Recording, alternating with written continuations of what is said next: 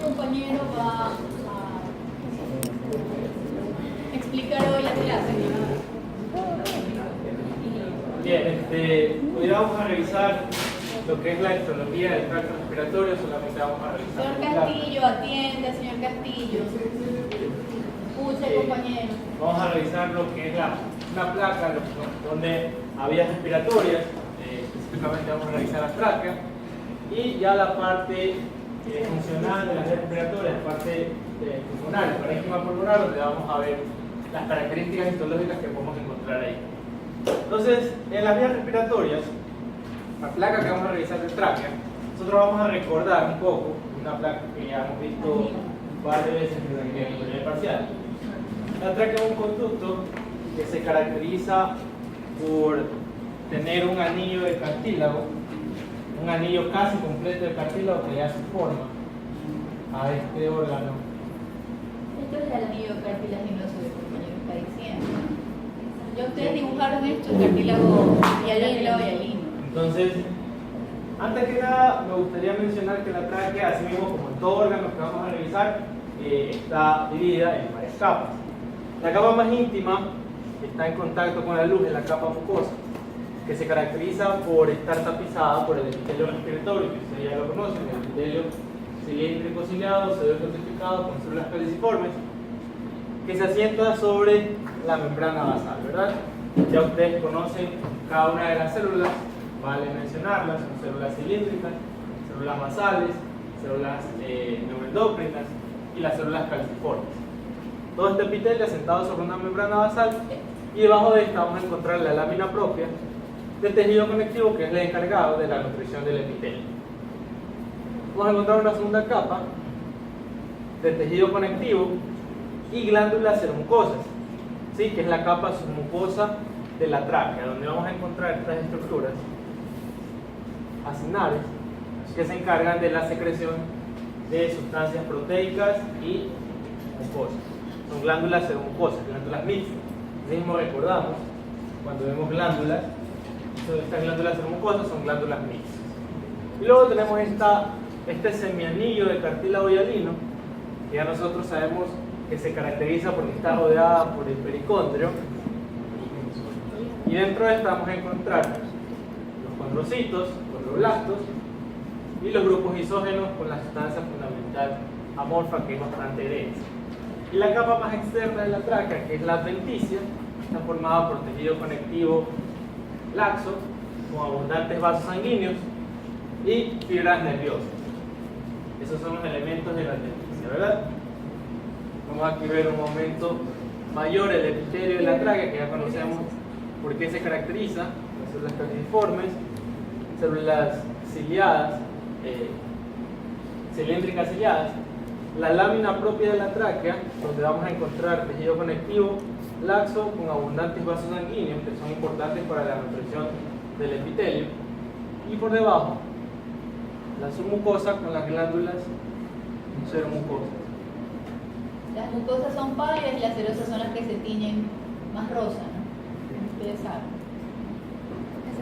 Aquí el epitelio con la membrana basal, los cilios, los grupos celulares, y aquí estaría la lámina propia, ¿no?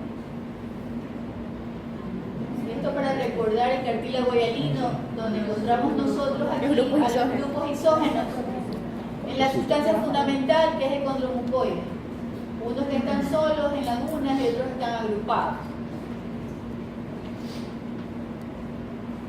Vamos a observar aquí entonces este semianillo. Recordemos que es un semianillo casi completo. En la parte posterior,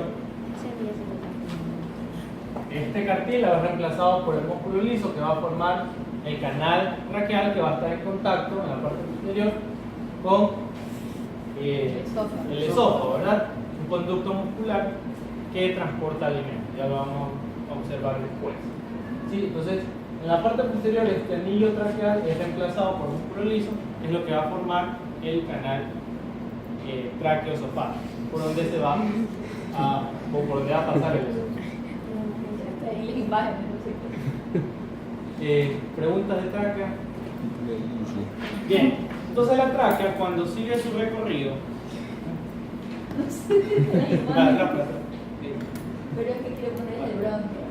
Era de Liz. Te salen unos clientes ahí.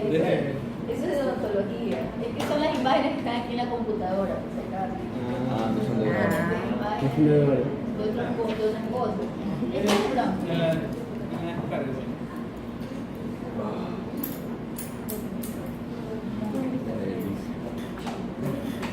Hola, ¿qué tal?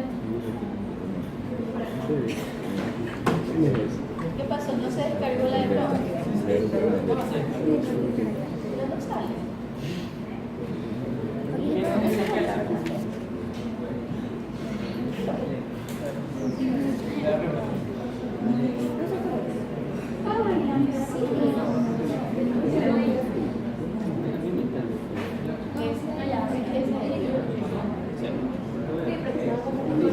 Ya, señores, atiendan, por favor.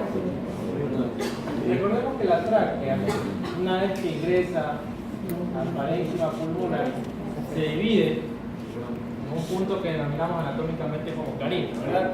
Entonces la tráquea se divide en dos bronquios principales.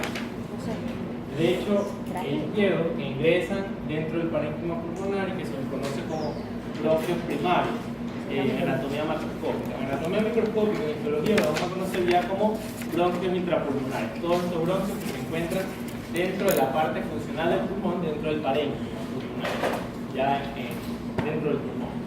Entonces, a diferencia de la tráquea, estos bronquios se caracterizan porque van a tener las mismas estructuras que encontramos en la tráquea, con la característica de que entre la mucosa y la submucosa se va a encontrar esta estructura de músculo liso que va a rodear a la mucosa, ¿sí? Eso es lo que le da esa característica de que los bronquios se pueden contraer en momentos extremos. Estos son en los problemas asmáticos, este músculo liso bronquial y de los bronquiolos se tiende a contraer y disminuye pues la luz y por ende el paso del aire. Básicamente este músculo liso que está entre la mucosa y la submucosa. Otra diferencia. La submucosa es esta, ¿no? Donde están localizados los asignos seromucosos, las glándulas que vimos en la tráquea. El compañero lo que está diciendo es que es similar la estructura del bronquio con la tráquea. Lo que pasa es que hay diferencias, como la tráquea tiene un anillo mucho más grande. En los bronquios vamos a encontrar placas de cartílago. Placas de cartílago que tienen forma de una semiluna. Vamos a encontrar un componente principal del bronquio, que es el músculo liso, que es lo que está entre la mucosa, que es esto, y la submucosa, que es esto, ¿no? Entonces estas son filas de musculatura lisa. Y lo que vemos son placas de cartílago. A medida que el bronquio se va haciendo más pequeño hasta llegar a un bronquio terciario, son segmentos de placas de cartílago que están alrededor de lo que sería la capa de cartílago. Pero como es un bronquio grande, vemos grandes placas de cartílago. Es la placa de Es la cartílago. placa de cartílago. ¿Sí? Son las mismas estructuras, mucosa, submucosa, cartílago. Pero aquí la diferencia es que entre la mucosa y la submucosa está esta capa de músculo liso. ¿Sí? Entonces, estos bronquios, a medida que van ingresando más dentro del parénquima pulmonar, van sufriendo divisiones dicotómicas.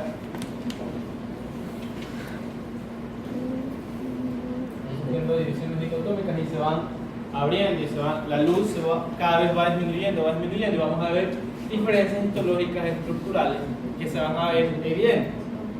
Entonces, a medida que los bronquios se van dicotomizando, van apareciendo otras estructuras denominadas bronquiolos.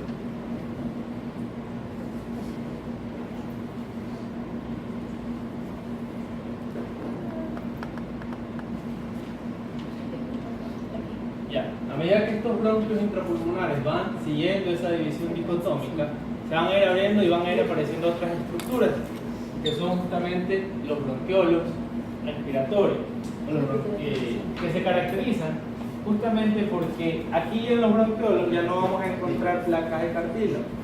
El bronquiolo se caracteriza porque está rodeado por musculatura lisa. Y además el epitelio respiratorio es reemplazado por un epitelio cilíndrico simple con células caliciformes. ¿Sí? Vamos a diferenciarlo también por la luz que tiene, una luz mucho más estrellada, más estrecha. Y aquí ya no encontramos entonces componente de cartílago, no encontramos ni placas de cartílago, ni encontramos glándulas seromucosas, ¿verdad? El principal componente de bronquiolo es el músculo liso. Encontramos un epitelio mucho más bajo, ya no es pseudoestratificado, es un epitelio cilíndrico simple, con algunas células caliciformes. Pero uno de los componentes que no encontramos son ni glándulas seromucosas ni placas de cartílago. Esas son las diferencias, señores, porque hay una pregunta de autoevaluación en la cual no saben ustedes diferenciar bien. El bronquiolo se caracteriza por tener una luz bastante irregular como estrellada.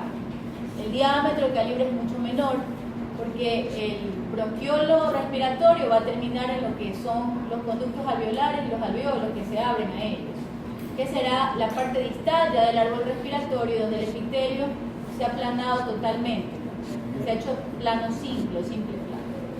Efectivamente, entonces estos bronquiolos respiratorios son abriendo bronquios terminales y tienen ya un epitelio mucho más bajo. Por último, los sacos alveolares, y estos sacos alveolares van dando origen pues, a los alveolos, que es el lugar donde ya se va a realizar la hematosis, que es el intercambio gaseoso que depende bastante de las presiones de los gases, ¿verdad? Entonces, el alveolo respiratorio histológicamente va a tener esta forma hexagonal o octagonal, una forma bastante regular. Este alveolo respiratorio va a estar compuesto por dos tipos de células, los neumocitos tipo 1 y los neumocitos tipo 2. Los más abundantes, los neumocitos tipo 2, que son los encargados de la producción del factor surfactante que mantiene al alveolo e impide que el alveolo colapse. Exactamente. Entonces, y los neumocitos tipo 1, que son los que tapizan, son células planas, que tapizan la luz alveolar, que están en contacto con la luz del alveolo y que forman parte de la membrana respiratoria. Es el primer paso, o sea, las primeras estructuras que forman parte de la membrana respiratoria. Todos estos neumocitos sobre una membrana basal. Luego tenemos un pequeño espacio intersticial, encontramos la membrana basal de los capilares y por último el endotelio capilar. Entonces esto es lo que forma, o lo que conocemos como membrana respiratoria, que es el lugar donde se da la hematosis. Entre neumocitos nosotros vamos a encontrar tabiques interalveolares, que simplemente son esas uniones entre los neumocitos. Sí, los tabiques interalveolares, donde vamos a encontrar muchas veces los macrófagos que van a estar en este espacio, en los tabiques interalveolares. Y muchas veces podemos encontrar ciertos poros, los poros de Kohn, denominados poros de Kohn, que van a permitir justamente el paso del aire, van a impedir también colapso. Los capilares se encuentran también entre los alveolos. A nivel de los tabiques. Exactamente, a nivel de los tabiques alveolares. Y son importantes porque es el lugar donde se realiza la hematosis, que es el intercambio gaseoso, ¿verdad? Como les decía, eso depende bastante de las presiones de los gases. Eso ya lo van a ver después. Para los neumocitos tipo 1, la población es mucho menor que los neumocitos tipo 2 y se encuentran alrededor de todo el alveolo, ¿no? Son células simples aplanadas. Es un epitelio simple plano, pero están aproximadamente un 40%, pero están rodeando toda la superficie alveolar, es decir, todo el contorno del alveolo. Los neumocitos tipo 2 son los más abundantes, una población de un 60% y solamente los encontramos en los ángulos de los alveolos que tienen una forma poliédrica hexagonal. Ahí encontramos neumocitos tipo 2 que secretan el surfactante, que es una sustancia que evita el colapso del alveolo, ¿verdad? Disminuye la tensión alveolar superficial. No sé si crees. Entonces, en cuanto a lo que es pulmón, vamos a dibujar nosotros lo que es el parénquima. Recordemos que el pulmón también está recubierto o protegido por una serosa, que es la pleura, y que existe la pleura visceral que recubre en sí lo que es el órgano, y la pleura parietal. Entre ambas hay un espacio que es el espacio pleural donde circula el líquido pleural. Entonces la pleura estaría recubriendo a lo que es el pulmón, y lo que estaría en el interior con los bronquios, los bronquiolos, los alveolos forman lo que es el parénquima, la parte funcional. Se calcula que cada pulmón tiene unos 250 millones de alveolos, ¿no? Entonces, nosotros lo que vamos a dibujar es el parénquima pulmonar, un bronquio intrapulmonar, un bronquiolo y los alveolos para ver las diferencias histológicas. Recordemos que hay una transición de los epitelios y también carencia de placas de cartílago a nivel bronquiolar. Entonces, eso es lo que vamos a ver ahora. No sé si le quieran preguntar a ver, compañeros.